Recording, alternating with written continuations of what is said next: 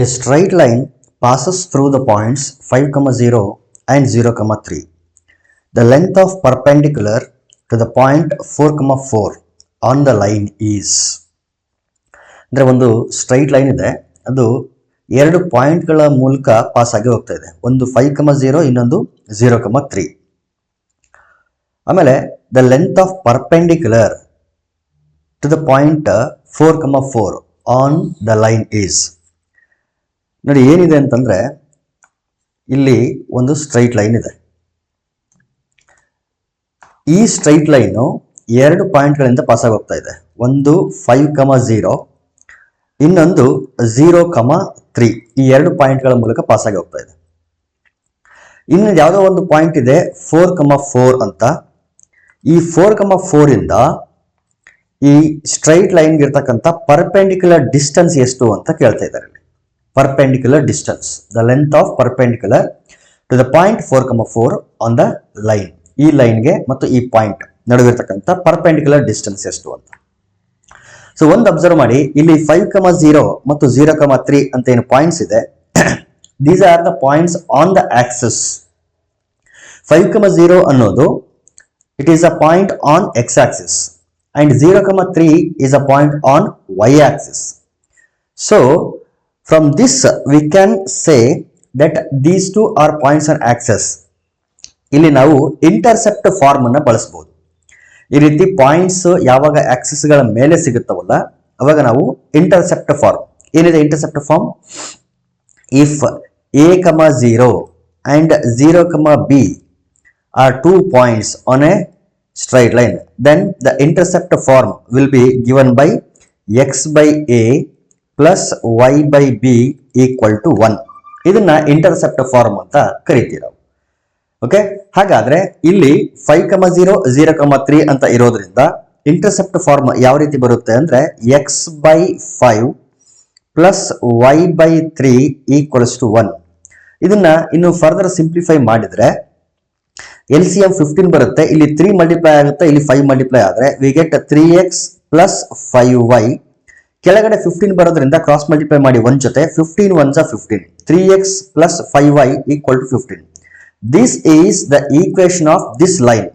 ಈ ಲೈನಿನ ಈಕ್ವೇಶನ್ ಏನಿದು? 3x plus 5y equal to 15. ಈಗ ಈ ಲೈನ್ ಮತ್ತು ಈ ಪಾಯಿಂಟ್ ನಡುವಿನ ಡಿಸ್ಟೆನ್ಸ್ ನಾವು ಫೈಂಡ್ ಮಾಡಬೇಕು.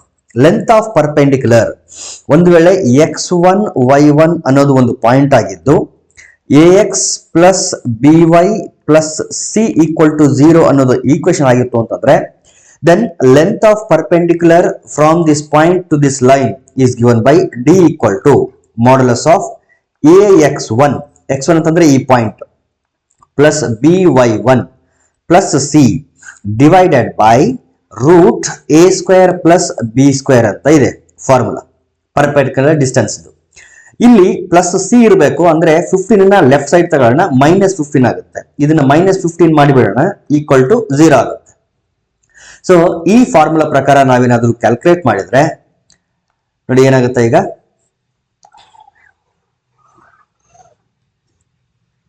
Okay, so it is equal to modulus of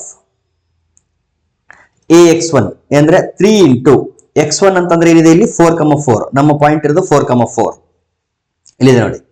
so x1 ಅಂದ್ರೆ 4 ಪ್ಲಸ್ by1 ಅಂದ್ರೆ again 4 -15 divided by root a square plus b square ಅಂದ್ರೆ 3 square plus 5 square, 3 square plus 5 square.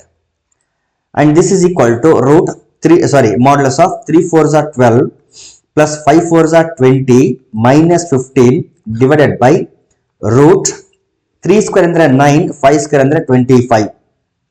25 plus 9 is nothing but 34, and this is equal to modulus of 25 minus 15 ಅಂತಂದ್ರೆ ಇದು 5 ಆಯ್ತು. 12 plus 5 is 17 divided by root 34. ಎರಡು ಕೂಡ positive values ಬಂದಿರೋದ್ರಿಂದ modulus ನಾವು remove ಮಾಡಿಬಿಡೋಣ. 17 divided by ಇಲ್ಲಿ ರೂಟ್ 34 ಅನ್ನ ನಾನು ರೂಟ್ 2 ಇಂಟು ರೂಟ್ 17 ಅಂತ ಬರೀತೀನಿ. ಅಗೇನ್ ಮಲ್ಟಿಪ್ಲೈಯಿಂಗ್ ಇಲ್ಲಿ ಆ ತರದ ಆನ್ಸರ್ ಇಲ್ಲ. ಇಲ್ಲಿ ರೂಟ್ 15 ಬೈ ರೂಟ್ 34 ಇದೆ, ಬಟ್ ನಮ್ಮ ಆನ್ಸರ್ ರೂಟ್ 17 ಬೈ ರೂಟ್ 34 ಅಂತ ಇದೆ.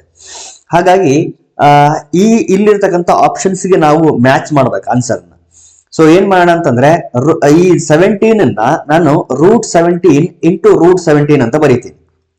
The 17 can be written as √17 into √17 divided by ಏನಿದೆ √2 ಇಂಟು √17 ಇದೆ.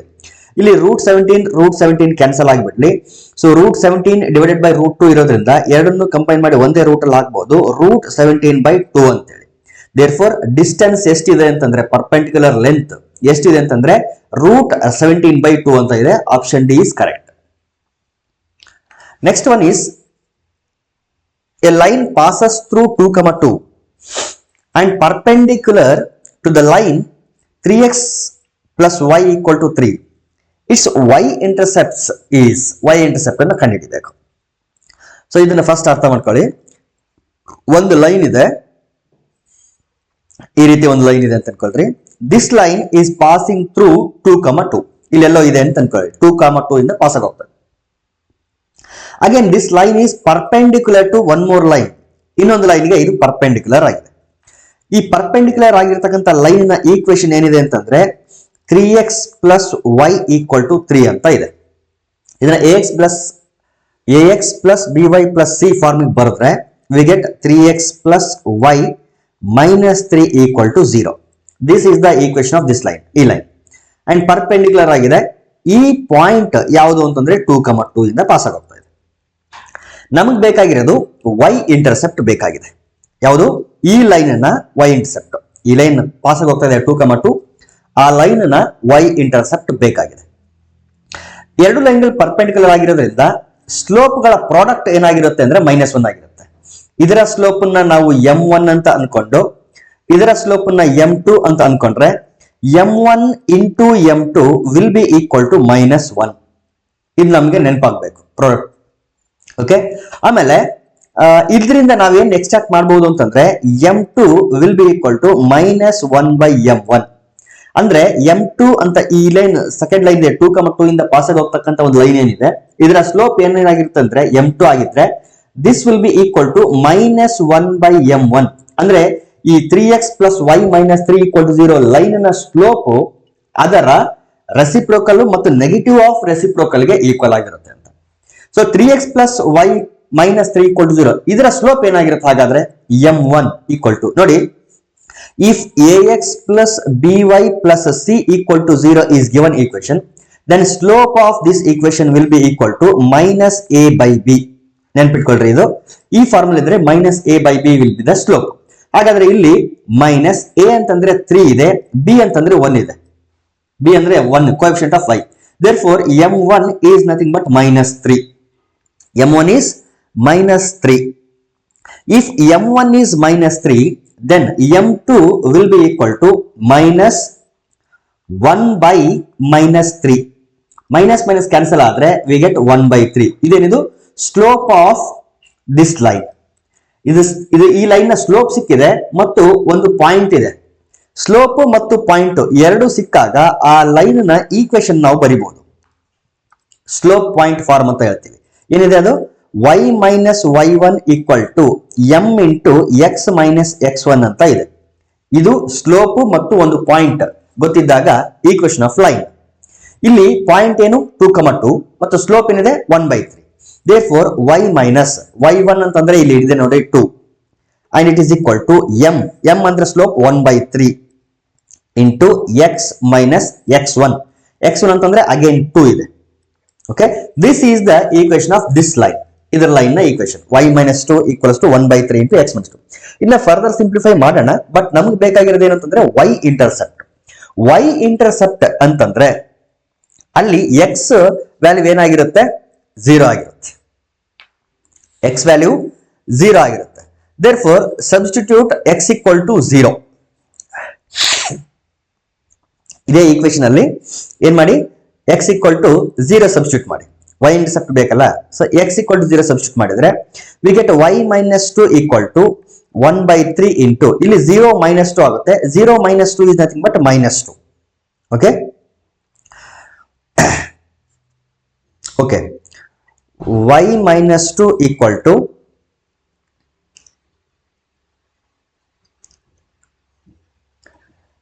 -2/3 -2/3 -2 ಈ ಕಡೆ ಬಂದ್ರೆ +2 it is equal to -2/3 +2 y equal to LCM ತಗೊಂಡ್ರೆ 3 ಬರುತ್ತೆ, ಕ್ರಾಸ್ ಮಲ್ಟಿಪ್ಲೈ ಮಾಡಿದ್ರೆ ಇಲ್ಲಿ 3 2 6 6 - 2 is 4. Therefore y intercept is 4/3. Y intercept is 4/3. Therefore option C is correct. 4/3 ಅಲ್ಲಿ ಇಂಟರ್ಸೆಪ್ಟ್ ಮಾಡಿ. ಅದು ಪಾಯಿಂಟ್ ಯಾವ ರೀತಿ ಇರುತ್ತೆ ಅಂದ್ರೆ 0, 4/3 ಅಂತ ಇರ್ತದೆ. x0 y 4/3 ಈ ರೀತಿ. Next question is if the straight lines, ಎರಡು ಲೈನ್ಗಳಿದೆ, 2x + 3y - 3 = 0 and x + ky + 7 = 0 or perpendicular, then the value. ಈಗ ತಾನೇ ಹೇಳಿದ್ನಲ್ಲ, ಎರಡು ಲೈನ್ಗಳು ಪರ್ಪೆಂಡಿಕ್ಯುಲರ್ ಆಗಿದ್ರೆ ಅವುಗಳ ಸ್ಲೋಪ್ಗಳ ಪ್ರಾಡಕ್ಟ್ -1 ಗೆ ಈಕ್ವಲ್ ಆಗಿರುತ್ತೆ.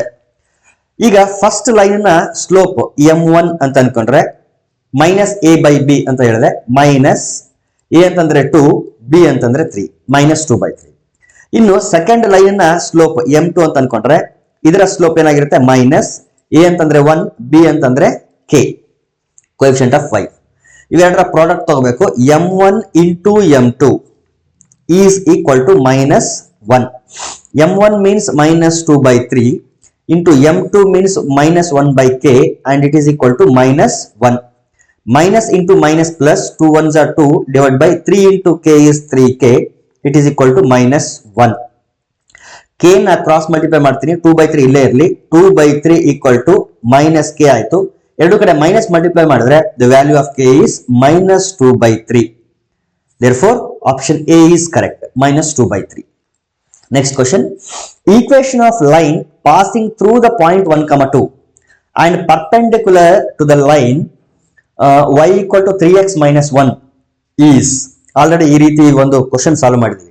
1, 2 ಇಂದ ಪಾಸ್ ಆಗಿ ಹೋಗುತ್ತೆ ಮತ್ತು y equal to 3x - 1 ಇದಕ್ಕೆ ಏನಾಗಿದೆ, ಪರ್ಪೆಂಡಿಕ್ಯುಲರ್ ಆಗಿದೆ. ಸೊ ಏನ್ ಮಾಡೋಣ, ಫಸ್ಟ್ ಈ ಈಕ್ವೇಶನ್ ಇಂದ ಸ್ಲೋಪ್ ಅನ್ನ ಫೈಂಡ್ ಮಾಡೋಣ. ಈ ಸ್ಲೋಪ್ ಮತ್ತು ಪರ್ಪೆಂಡಿಕ್ಯುಲರ್ ಆಗಿರ್ತಕ್ಕಂಥ ಲೈನ್ ನೋಡಿ, ಆಗಲೇ ಡ್ರಾ ಮಾಡಿದ್ದೆ ನಾನು. ಇದು y equal to 3x - 1 line ಆದ್ರೆ ಇದಕ್ಕೆ ಪರ್ಪೆಂಡಿಕ್ಯುಲರ್ ಆಗಿ ಇನ್ನೊಂದು ಲೈನ್ ಇದೆ. ಈ ಲೈನ್ 1, 2 ಇಂದ ಪಾಸ್ ಆಗೋಗುತ್ತೆ. ನಾವು ಫೈಂಡ್ ಮಾಡ್ಬೇಕಾದ್ರೆ ಈ ಲೈನ್ ನ ಈಕ್ವೇಶನ್, ಇಲ್ಲಿ ಪಾಯಿಂಟ್ ಇದೆ, ಈ ಲೈನ್ ನ ಸ್ಲೋಪ್ ಸಿಕ್ಬಿಟ್ರೆ ನಮಗೆ ಈಕ್ವೇಶನ್ ಫೈಂಡ್ ಮಾಡಕ್ ಈಸಿ ಆಗುತ್ತೆ. ಈ ಲೈನ್ ನ ಸ್ಲೋಪ್ ನ ಫೈಂಡ್ ಮಾಡಕ್ಕೆ ನಾವು ಈ ಪರ್ಪೆಂಡಿಕ್ಯುಲರ್ ಕೆಳಗಡೆ ಇದೆಯಲ್ಲ y equal to 3x - 1, ಈ ಲೈನ್ ನ ಸ್ಲೋಪ್ ನ ಯೂಸ್ ಮಾಡ್ತೀವಿ. ಈಗ y equal to 3x - 1 ಇದೆಯಲ್ಲ, this is in the form of y equal to mx + c. So compare ಮಾಡಿದ್ರೆ m is equal to 3, m ಅಂತಂದ್ರೆ ಸ್ಲೋಪ್. ಸೊ ಈ line ನ ಸ್ಲೋಪ್ ಎಷ್ಟಿದೆ, 3 ಇದೆ. ಹಾಗಾದ್ರೆ ಈ ಲೈನ್ ನ ಸ್ಲೋಪ್ ಏನಾಗಿರುತ್ತೆ ಅಂತಂದ್ರೆ -1/3 ಆಗುತ್ತೆ, ಪರ್ಪೆಂಡಿಕ್ಯುಲರ್ ಆಗಿರೋದ್ರಿಂದ -1/3 ಆಲ್ರೆಡಿ ಎಕ್ಸ್ಪ್ಲೇನ್ ಮಾಡಿದ್ವಿ. ಸೊ ಈಗ ಸ್ಲೋಪ್ ಸಿಕ್ತು, ಪಾಯಿಂಟ್ ಸಿಕ್ಕಿದೆ. ಪಾಯಿಂಟ್ ಸ್ಲೋಪ್ ಫಾರ್ಮ್ ನ ಯೂಸ್ ಮಾಡೋಣ. y - y1 equal to m into x - x1 ಅಂದ್ರೆ 1. ಸೊ ಸಿಂಪ್ಲಿಫೈ ಮಾಡಿದ್ರೆ ಈ 3 ನ ಕ್ರಾಸ್ ಮಲ್ಟಿಪ್ಲೈ ಮಾಡ್ತೀನಿ, 3 into y - 2 ಈಕ್ವಲ್ಸ್ ಟು -1 ಒಳಗಡೆ ಮಲ್ಟಿಪ್ಲೈ ಮಾಡಿದ್ರೆ -1 into x is -x, -1 into -1 ಅಂದ್ರೆ +1. 3 into y 3y, -3 2s are 6 equal to -x + 1. ಎಲ್ಲಾ ಟರ್ಮ್ ಗಳನ್ನ ಲೆಫ್ಟ್ ಸೈಡ್ ತಗೊಂತೀನಿ, -x ಲೆಫ್ಟ್ ಬಂದ್ರೆ +x plus 3y - 6 + 1 ಈ ಕಡೆ ಬಂದ್ರೆ -1 equal to 0. That is nothing but x plus 3y - 7 equal to 0. ಇದು first option. ಇದು ಒಂದು ವೇ. ಇನ್ನೊಂದೇನಿದೆ ಅಂತಂದ್ರೆ ಇನ್ನೊಂದು ಮೆಥಡ್ ಇಂದ ಇದನ್ನ ಈಸಿಯಾಗಿ ಇದಕ್ಕಿಂತಲೂ ಬೇಗ ಸಾಲ್ವ್ ಮಾಡಬಹುದು. ಹೆಂಗಂದ್ರೆ ಇಲ್ಲಿರ್ತಕ್ಕಂಥ ಈಕ್ವೇಶನ್ಸ್ ಗಳ ಮೇಲೆ, ಅಂದ್ರೆ ಈ ಲೈನ್ ಗಳೆಲ್ಲನೂ, ಈ ಈಕ್ವೇಶನ್ಸ್ ಗಳೆಲ್ಲನೂ ಈಕ್ವೇಶನ್ಸ್ ಆಫ್ ಲೈನ್ಸ್, ಆ ಲೈನ್ ಮೇಲೆ ಈ 1, 2 ಅನ್ನೋ ಪಾಯಿಂಟ್ ಇರೋದ್ರಿಂದ ಈ ಲೈನ್ ಗಳೇನ್ ಮಾಡ್ಬೇಕು ಅಂತಂದ್ರೆ ಈ 1, 2 ಅನ್ನೋ ಪಾಯಿಂಟ್ ಅನ್ನು ಸ್ಯಾಟಿಸ್ಫೈ ಮಾಡಬೇಕು. ಆ ಲೈನ್ ನ ಮೇಲೆನೆ ಇರೋದ್ರಿಂದ 1, 2 ಅನ್ನೋ ಪಾಯಿಂಟ್ ಸ್ಯಾಟಿಸ್ಫೈ ಆಗಬೇಕು. ಆದ್ರೆ ಮಾತ್ರ ಅದು ಅದರ ಕರೆಸ್ಪಾಂಡಿಂಗ್ ಈಕ್ವೇಶನ್ ಆಗಿರುತ್ತೆ. ಸೊ ಅದನ್ನ ಒಂದ್ಸರಿ ವೆರಿಫೈ ಮಾಡಿ. ಆಪ್ಷನ್ 1 ತಗೊಂಡ್ರೆ x equal to 1 ಹಾಕ್ಬೇಕು, y equal to 2 ಹಾಕ್ಬೇಕು, -7 ಈಕ್ವಲ್ ಏನ್ ಬರಬೇಕು, 0 ಬರಬೇಕು. ನೋಡಿ 3 2s are 6, 6 + 1 7, 7 - 7 ಏನಾಯ್ತು, 0 ಆಯ್ತು. ಸೊ ಇದು ಕರೆಕ್ಟ್ ಆಗಿದೆ. ಅಂದ್ರೆ 1, 2 ಅನ್ನೋ ಪಾಯಿಂಟ್ ಅನ್ನ ಈ ಈಕ್ವೇಶನ್ ಸ್ಯಾಟಿಸ್ಫೈ ಮಾಡ್ತಾ ಇದೆ, ಯಾಕಂದ್ರೆ ಇದು ಕರೆಕ್ಟ್ ಆಗಿದೆ. ಇನ್ನು ಆಪ್ಷನ್ ಬಿ ನೋಡೋಣ. Option B x equal to 1, y equal to 2 ಇದೆ, +7 ಅಂತ ಇದೆ. 3 2 6, 6 plus 1 7, 7 plus 7 ಎಷ್ಟು ಬರುತ್ತದೆ 14 ಬರುತ್ತೆ. It is not equal to 0. So option B ಅಲ್ಲ. ಇನ್ನು ಆಪ್ಷನ್ ಸಿ ನೋಡಿ, x equal to 1, y equal to 2. 3 2 6, 6 plus 1 7 ಬಂತು. Again it is not equal to 0. So ಇದು ಕೂಡ ಅಲ್ಲ. ಇನ್ನು ಆಪ್ಷನ್ ಡಿ ತಗೊಂಡ್ರೆ 1 minus 3 into 2, 3 2 6, 1 minus 6 ಅಂತಂದ್ರೆ minus 5 ಬರುತ್ತೆ. Again this is also not equal to 0. therefore this is also not correct. so option A is correct. ಈ ರೀತಿ ಕೂಡ ನಾವೇನ್ ಮಾಡಬಹುದು, ಈ ಕ್ವೆಶ್ಚನ್ ನ ಸಾಲ್ವ್ ಮಾಡಬಹುದು. next question is the area of triangle with vertices k, 0, 4, 0 and 0, 2 is 4 square units. then the value of k is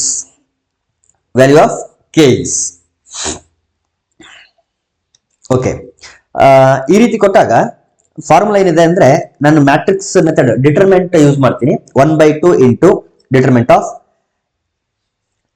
k 0 1 4 0 1 0 2 1 and it is equal to 4 square units. ಇಲ್ಲಿ ಡಿಟರ್ಮೆಂಟ್ use ಮಾಡಿದ್ರಿಂದ ಇಲ್ಲಿ ನಾವು ಬರೀ 4 ತಗೋಬಾರದು, plus or minus 4 ತಗೋಬೇಕು. ನಿಮಗೆ ಈ ಒಂದು formula ಗೊತ್ತಿದೆ ಅಂತ ಅನ್ಕೊಳ್ತೀನಿ.